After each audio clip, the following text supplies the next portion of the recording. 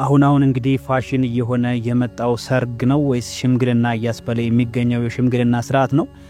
ለጋብቻ የታጨው ወንድ በዛ ያሉ ሽማግሌዎችን በመምረጥ ወዳጆቹን አክሎ ዳጎስ ያለ ጥሎሽ አሸክፎ ወደ ስፍራው ይሰዳል። በሽምግልናው በጥሎሽነት በመቶ ሺዎች የሚቆጠሩ ገንዘብ፣ አልባሳትና ሌሎች ቁሳቁሶች አብረው ይላካሉ። ይሄ ደግሞ የሚጠበቀው ከወንዱና ከቤተሰቡ ነው። የሴቷ ቤተሰቦች በበኩላቸው የሰርጉ ዕለት በሚቆረጥበት የመጨረሻው ሽምግልና ወቅት ሽማግሌዎችንና ሌሎች ወንዱን ወክለው የሚታደሙትን እንዲሁም በሴቷ ወገን የሚገኙ ቤተሰብና ወዳጆችን ሁሉ ሰፋ ባለ ዝግጅት ያስተናግዷቸዋል። በዚህ ወቅት የሴቷ ወዳጆችና ሰፈርተኞች ሁሉ ሳይቀር በዝግጅቱ ስለሚጠሩ በሰርግ ጊዜ ከሚሰናዳው ባልተናነሰ ሰፋ ያለ ድግስ ይሰናዳል። ድንኳን ባይደኮንም ቤት እንደምንም ተሰማምሮ እድምተኞችን እንዲያስተናግድ ይደረጋል። በትንሹ አንድ የሰባ በሬ ተገዝቶ ለጥሬ በላተኛ እንዲሁም ለተለያዩ አይነት ምግቦች እንዲዘጋጅ ይደረጋል። መጠጡም በተመሳሳይ በአይነቱ ይዘጋጃል። አቅም አለው ተብሎ የሚታሰብ ቤተሰብ ደግሞ ሁለትና ከዚያ በላይ የሰቡ በሬዎችን ለዝግጅቱ ሊያቀርብ ይችላል። በዚህ መልኩ የሚስተናገደው የሽምግልና ስርዓት ዝግጅቱ በምግብና በመጠጥ ይድመቅ እንጂ ከዚህ ቀደም ከነበረው የተለየ መልክ አይኖረውም።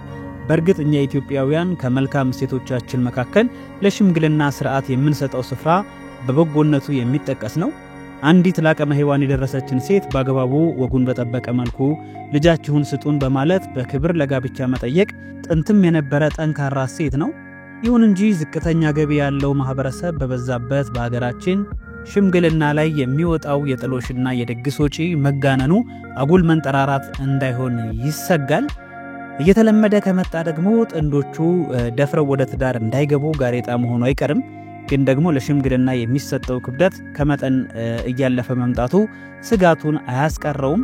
አንዳንዱ ደግሞ ከማናንሽ የሚለውን አስተሳሰብ ማንጸባረቂያ ያደረገውም ይመስላል። ታዲያ ይህን ሁሉ ሂደት አልፎ ደግሞ አይቀሬው ሰርግ ከተፍ ይላል።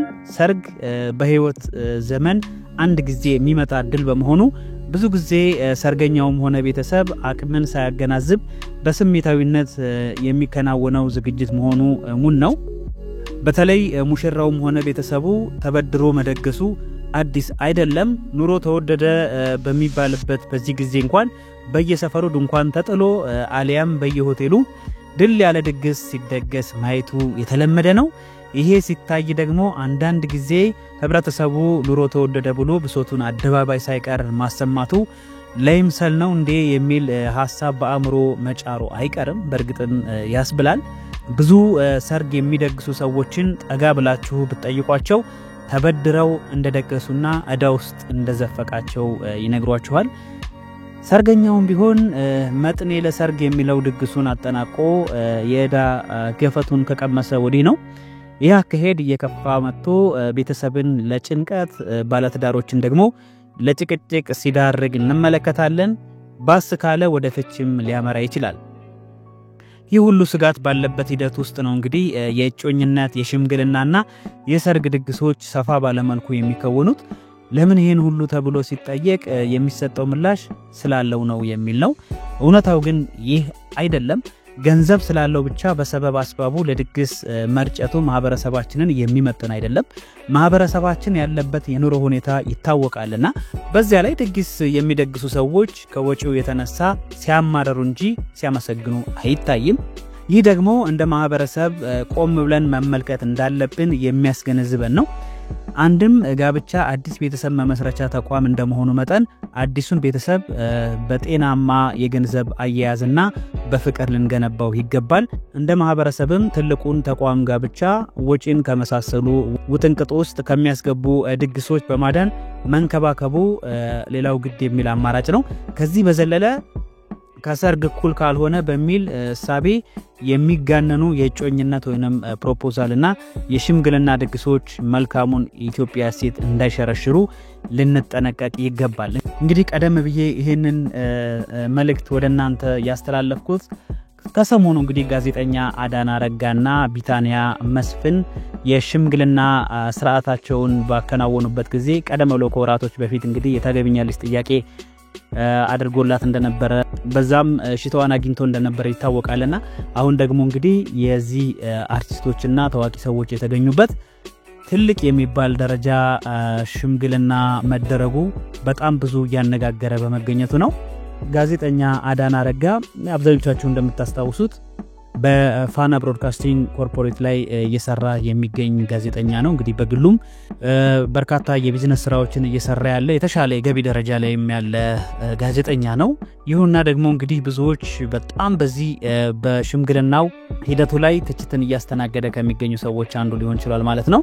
በርግጥ ቀደም ብለን እንዳልናችሁ እንግዲህ አቅሙ ከፈቀደ ብቻ ብሎ መደገሱ ብዙም የሚያስኬድ ባይሆንም ነገር ግን ደግሞ ለብዙውን አሁን ባለንበት ደረጃ እንደዚህ አይነት ነገር ብዙም ከሃይማኖትም አንፃር ቢሆን 3 ሽማግሌዎች እንጂ ሲላኩ እንደ ኦርቶዶክስ ተዋህዶ እምነት ተከታይ ስለሆነ ይሄን ሁሉ ሰው አንጋግቶ ያን ያህል ብዙም አሁን እንደውም ሰው የሰለቸውና ዝም ብሎ አንዳንዶች የፉክክርና እከሌ ስላደረገው ብቻ በማለት የሚደረግ ካልሆነ በቀር ብዙን ትኩረትም እያገኘ አይደለም። ከፖዚቲቭ ከሆኑ አስተያየቶች ይልቅ ትችቶች የሚበዙበት ሁኔታ ነው ያለውና ስለነሱ ህይወት ወይንም ደግሞ ስለ ጋብቻ ህይወት የጋብቻን አስተምሮነት ከማስተዋወቅ ይልቅ የግልን የቅንጦት የሆነ ህይወትን ለማንጸባረቅ የሚደረግ እሽቅድድም ነው እየተባለም ነው የሚገኘው እንጂ እንግዲህ ጋዜጠኛው ጥሩ የሚባል ባህሪ ያለው በብዙዎች ዘንድ የሚወደድ በጆርናሊዝም ከአዲስ አበባ ዩኒቨርሲቲ የተመረቀ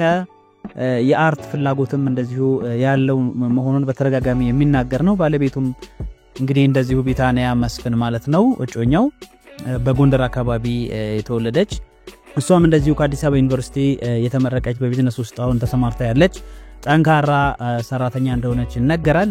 እንግዲህ በርካቶች እነ ነብዩ ባየን ጨምሮ እነ ሰይፉ ፋንታሁንን ጨምሮ ትላልቅ የሚባሉ ሰዎችን ነው ወደ ስፍራው የላከው ሽምግልናና እንግዲህ ለዚህም በርካታ የሆኑ ገንዘቦች እንደወጡበት ነው እየተነገረ የሚገኘው። እንግዲህ ከዚህ ሽምግልና ምን ልናተርፍ እንችላለን?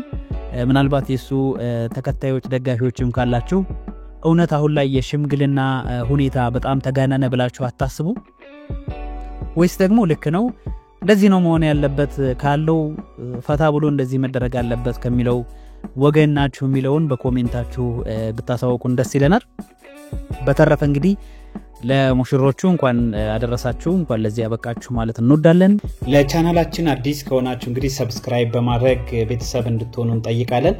ለዚሁም ቪዲዮ ከተመቻችሁ ላይክ በማድረግ ሼር በማድረግ እንደዚሁ ኮሜንት መስጫው ላይ ደግሞ አስተያየታችሁን በመስጠት ተሳተፉ እንላለን። ስለነበረን ቆይታ ከልብ እናመሰግናለን። ለአዲሶቹ ሙሽራዎች እንኳን ደስ አላችሁ እንኳን ለዚህ ያበቃችሁ ማለት እወዳለሁ። እንግዲህ አድማጭ ተመልካቾቻችን የነሱ ተከታይም በተለይ የጋዜጠኛ አዳነ ተከታይ ካላችሁ እንግዲህ እንኳን ደስ አለ ማለት ትችላላችሁ። መልካም ቆይታ ለማለት እወዳለሁ። ቻው ቻው።